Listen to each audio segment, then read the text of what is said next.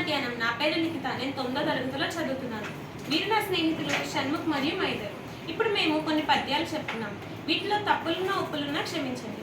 గంటకాలము గడిచిన గతమునందు గతము గతమే కానిది ఎట్లు కలిసి రాదు. గంటకాలము వృధాగాక గడపకియు విద్య నేర్చుకో బ్రతుకంతా వెలిగిపోవు.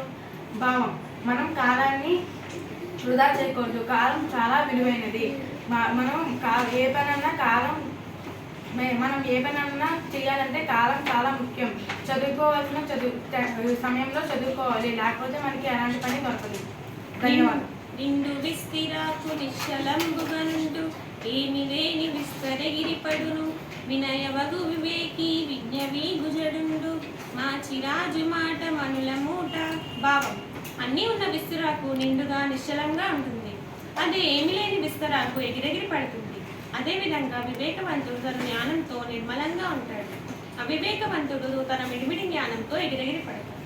జననీ జనకుల నిలుగని పెంచిన దేవతలటుంచు పెనుపగు భక్తిం గనుగోని నిశము వారిం ధనుపూటమే నీకు సౌఖ్యదము విద్యార్థి. భావం: ఓ విద్యార్థి, నీకు జన్మనించి పెంచిన దేవతలే తల్లిదండ్రులు.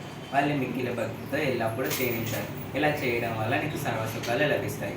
ధన్యవాదాలు. ఓకే పిల్లలందరికీ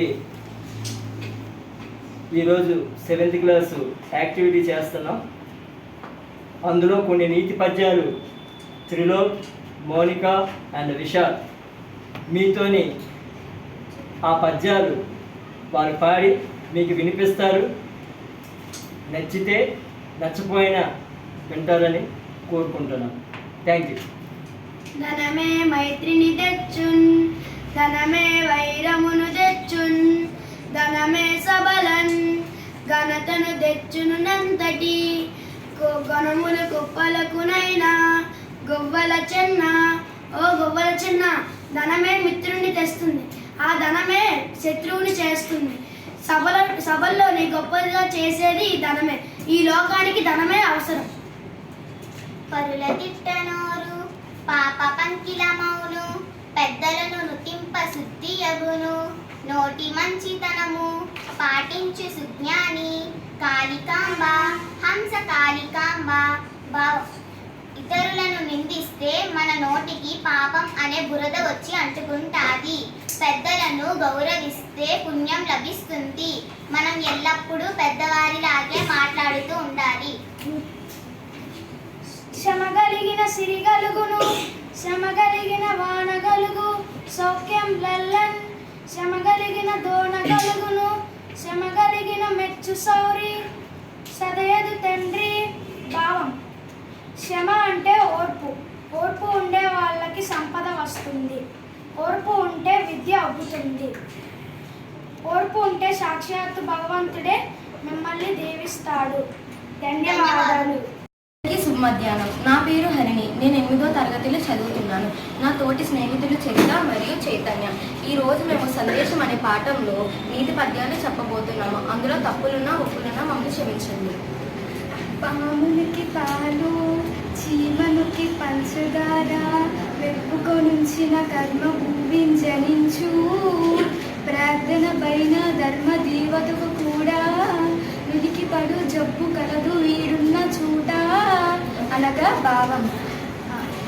పామునికి పాలు, చీమకి పంచదార పెట్టి కర్మభూమిలో పుట్టిన ధర్మదేవత కూడా నురికి పడే జబ్బు ఉంది. కష్టపడే వారికి విలువ లేకుండా పోయింది.